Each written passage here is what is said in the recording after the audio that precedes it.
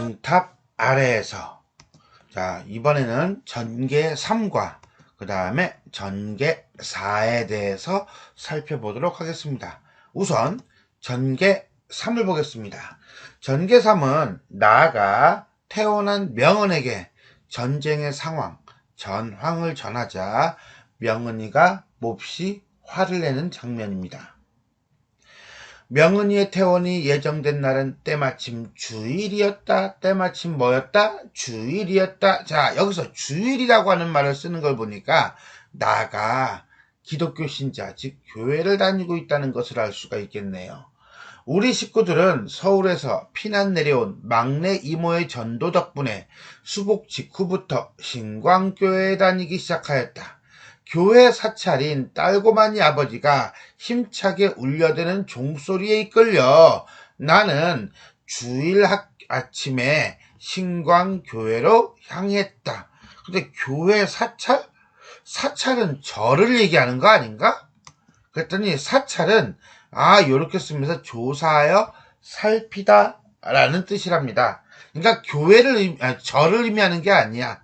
그리고 여기서는 교회의 시설을 관리하는 신도 정도의 의미라고 보면 되겠습니다. 주일학교 반사의 지시에 따라, 반사는 또 뭐야? 반사? 그거 아니에요. 선생의 지시에 따라 나는 예배 도중에 죄를 고백하는 기도를 드렸다. 이 교회에서는 예배하면서 이런 절차가 있나 봐요. 이북 피난민 출신으로 중앙시장에서 철물점을 경영하는 호라비 반사는 매주 공과 공부가 끝날 때마다 한 주일 동안 저지른 죄를 모조리 고백할 것을 어린 제자들에게 뭐했어? 강요하곤 했다.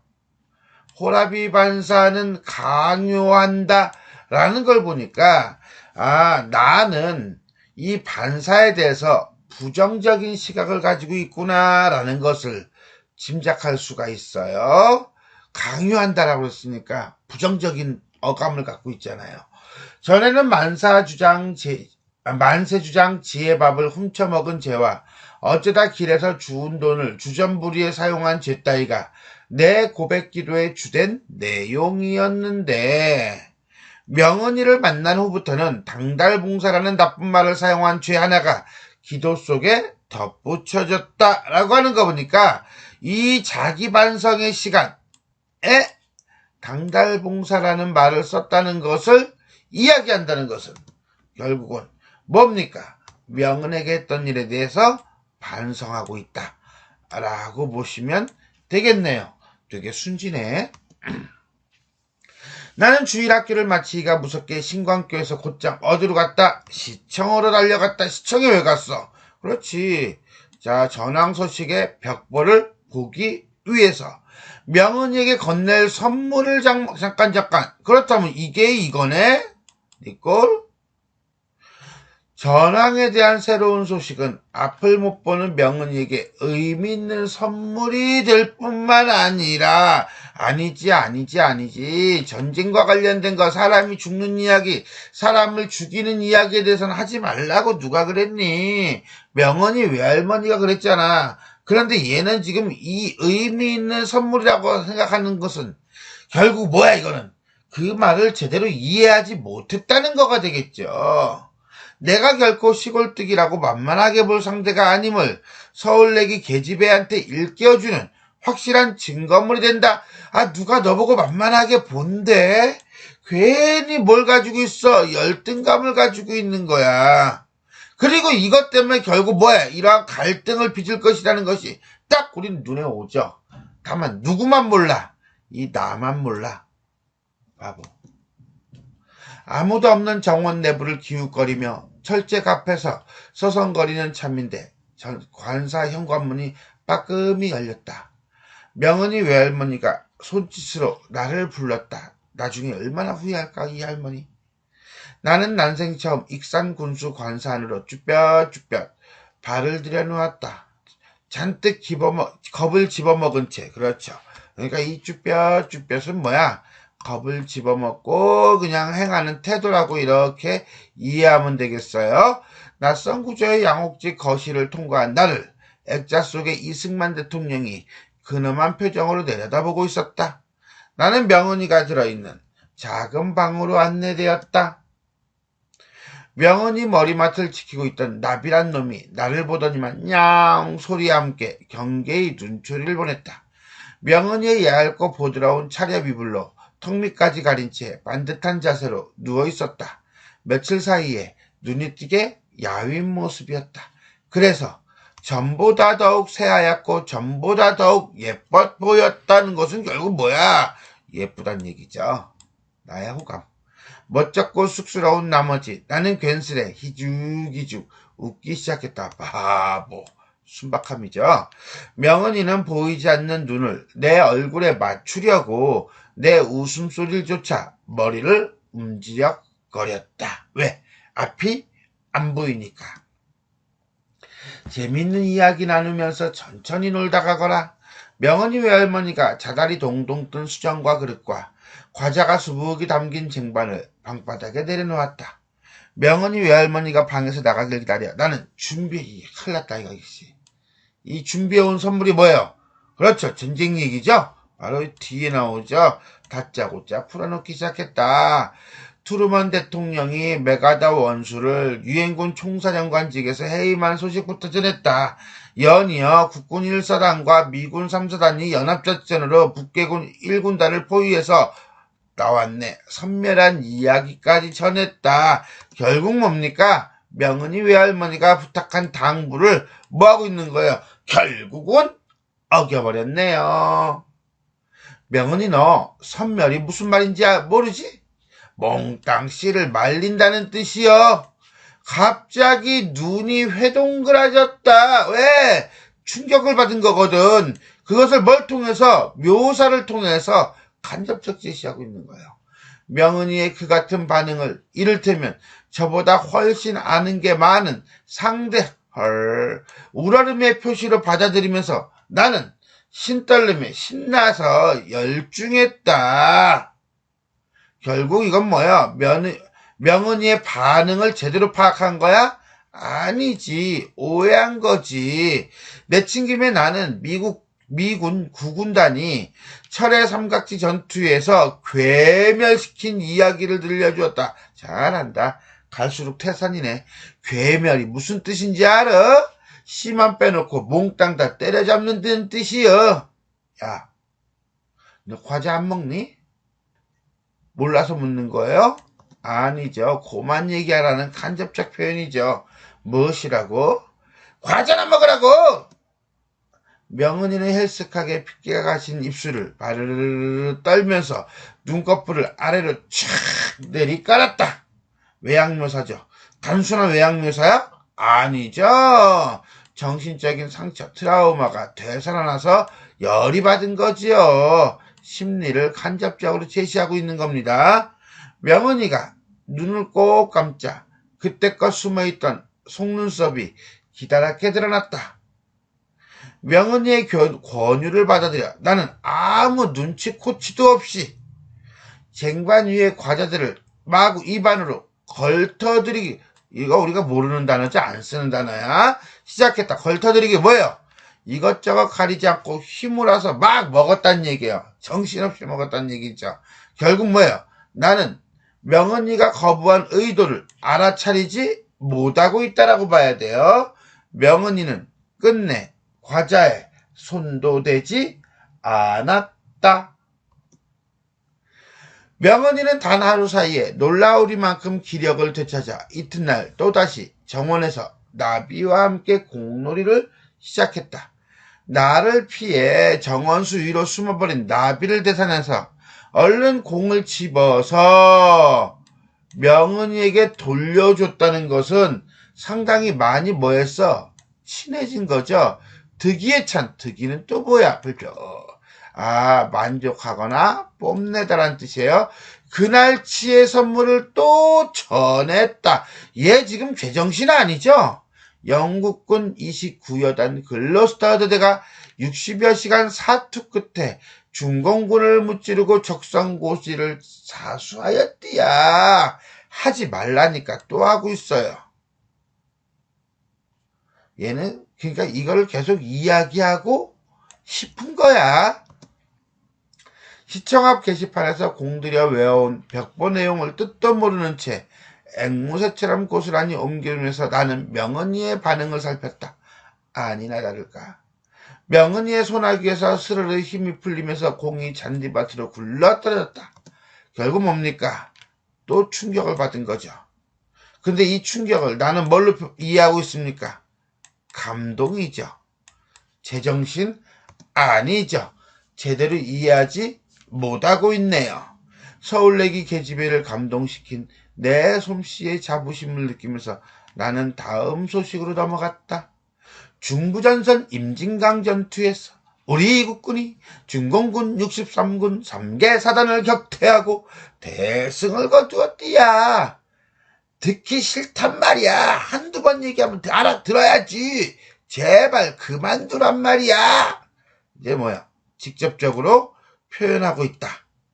명은이가 쇠꼬챙이 같은 날카로운 소리로 내지르며 갑자기 장디밭에 퍼져버리고 앉았다. 전혀 예상치 못한 돌발 사태에 벼랑간 어안이 벙벙해져서 나는 어찌할 바를 몰랐다.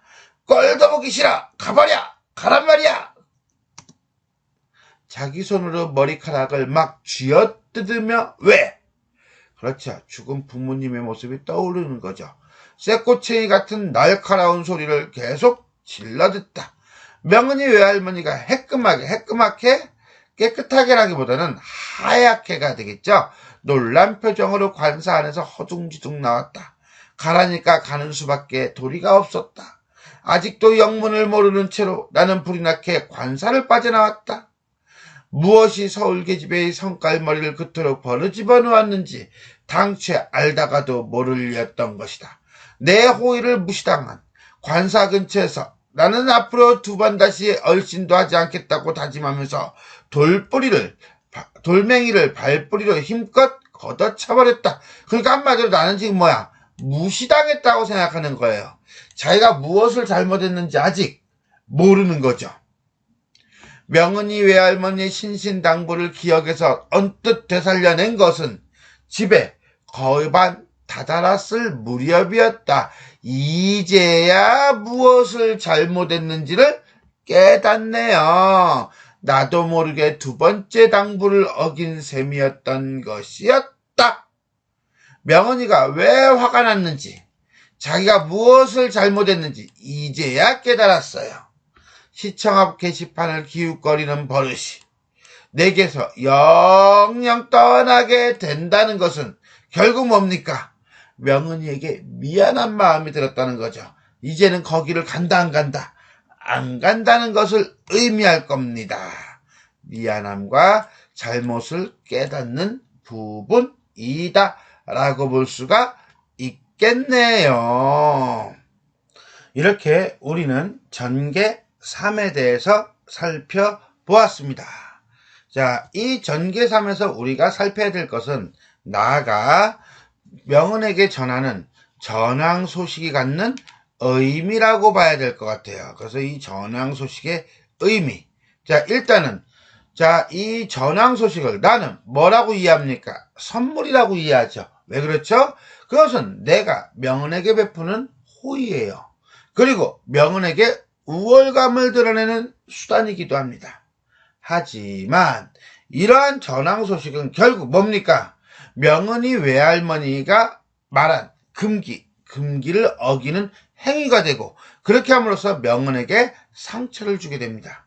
또한 나아가 전쟁에 대해 아무런 문제의식이 없음을 보여줌으로써 전쟁이 사회적 분위기를 지배하여 사람들이 내면에 자리 잡았음을 보여주게도 됩니다. 이런 점에서 볼 때 이 전황 소식은 내가 바라보는 관점과 그 다음에 명은이가 바라보는 관점이 전혀 다르다는 것을 알 수가 있겠습니다. 다음은 전개 4부분이 되겠습니다. 자, 전개 4는 명은이 왜 화를 내는지 그 이유를 깨닫고 다시 관사를 찾아가서 명언과 화해하고 그 다음에 삼일종과 딸고만이 아버지 이야기를 해주는 장면입니다. 그렇게 함으로써 명언이가 종탑에서 종소리를 듣게 되는 개연성을 부여하게 하죠. 혼자서 다짐했던 대로 나는 하루 동안 관사 근처에 얼씬도 하지 않았다라고 하는 것은 결국 뭡니까? 반성이죠. 그러나 집안에 머물러 지내는 동안에도 내 마음은 관사 언저리를 뺑뺑이 돌고 있었다. 왜? 미안하고 그리우니까. 꼴도 보기 싫다고 명언니가 지르던 쇳소리, 날카로운 소리가 내 귓바퀴를 끊임없이 맴돌았다.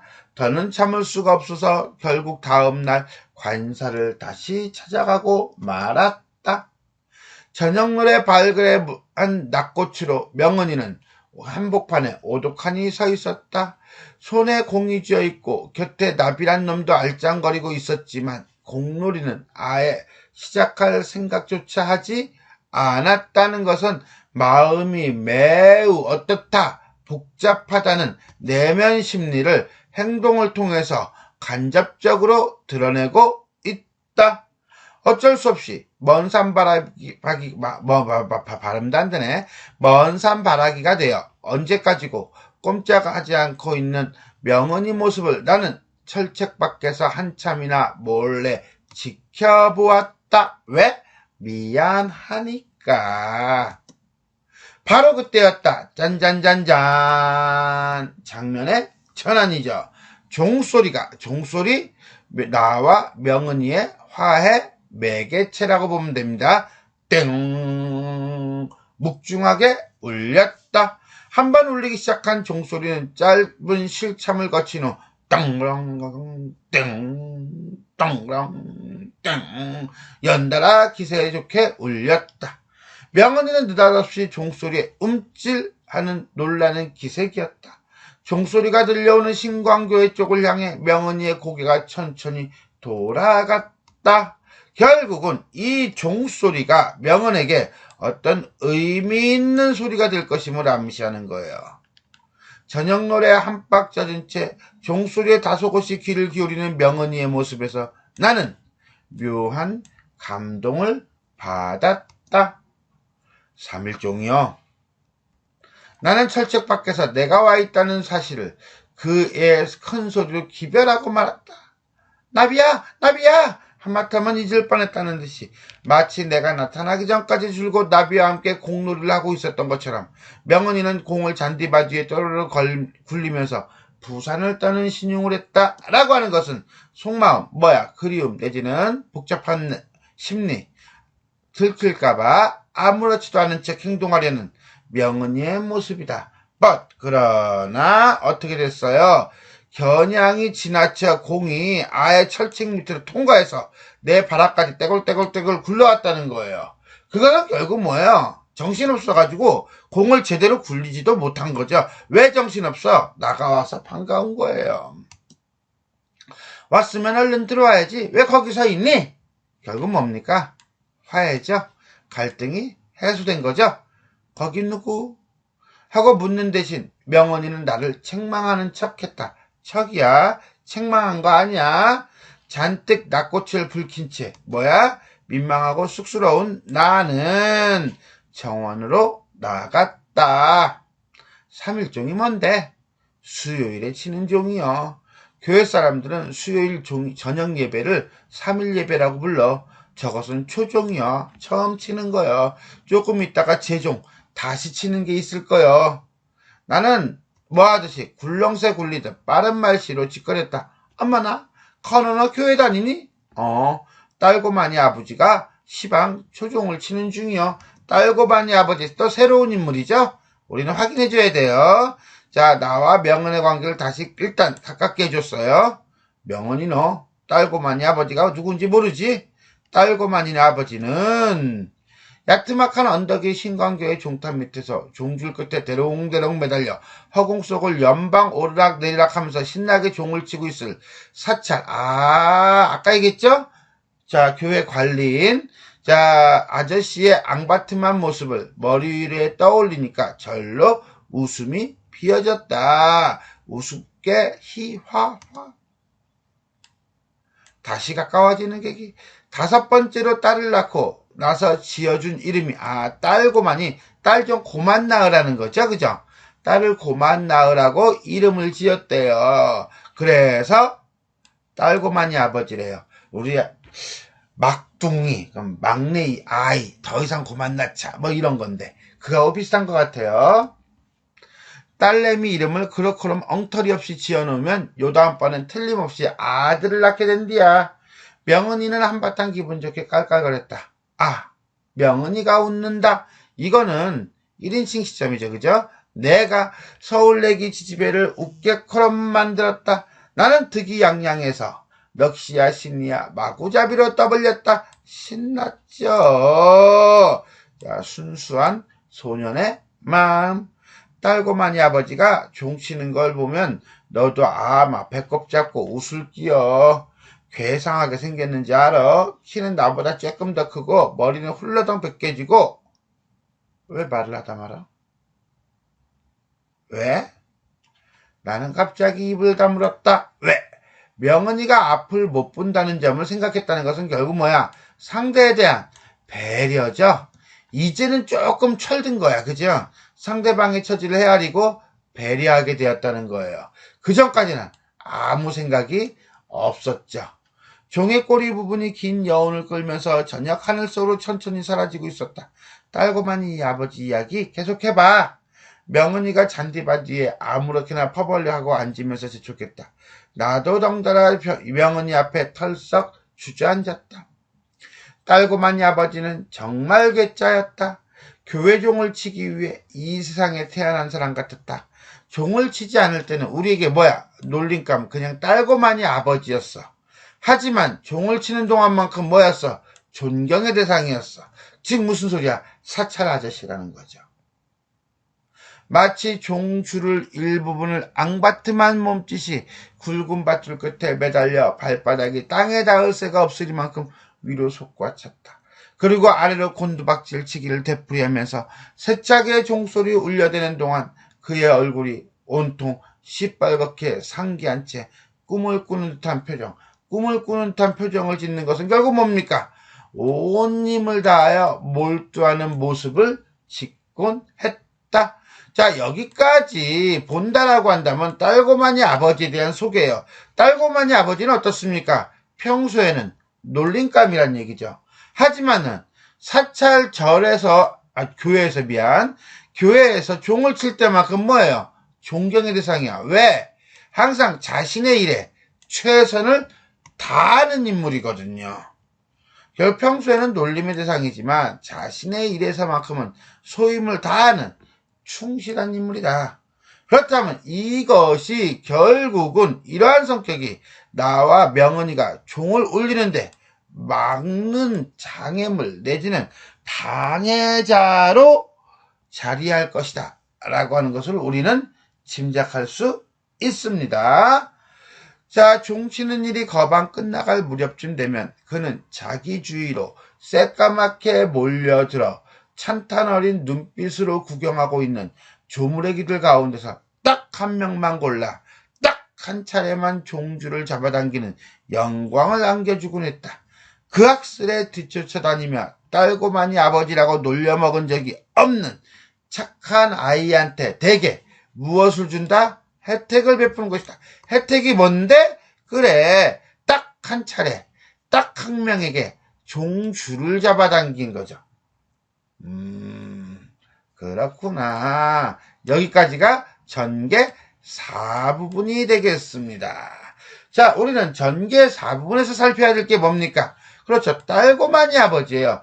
뜬금없이 딸고만이 아버지를 왜 집어넣었을까? 그것은 어린아이의 입장에서 인물을 묘사함으로써 어떤 웃음을 유발한다는 거죠. 해학적인 묘사로 웃음을 유발하고 있다. 또 하나 뭡니까? 결정적인 건 이걸 거예요. 명은이와 나와 명은이가 가까워지는 계기를 만들고 있다. 하지만 이것이 뒤에 나오는 나와 명은이 교회에 가서 함께 종을 치는 이야기로 자연스럽게 이어지는 뭐가 되겠습니까? 그렇죠. 복선이 된다 라고 볼 수가 있겠습니다.